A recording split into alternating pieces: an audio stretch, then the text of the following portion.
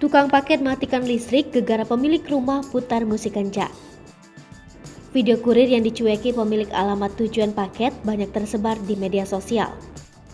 Salah satunya yang tengah viral, menunjukkan aksi si kurir mematikan saklar listrik pemilik rumah tujuan paket.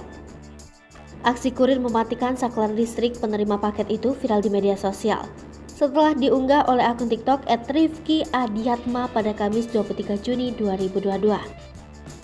Aksi kurir mematikan listrik pemilik rumah dikarenakan pemilik rumah tak keluar-keluar saat mengantarkan paket.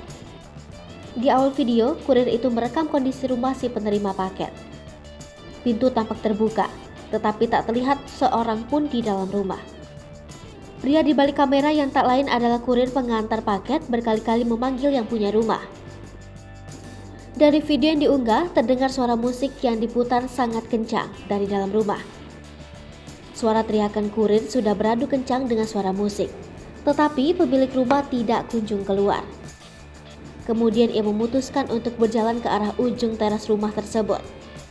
Ia pun memperlihatkan aksinya yang menggeser saklar untuk mematikan aliran listrik di rumah tersebut. Seketika suara kencang dari dalam rumah itu pun berhenti.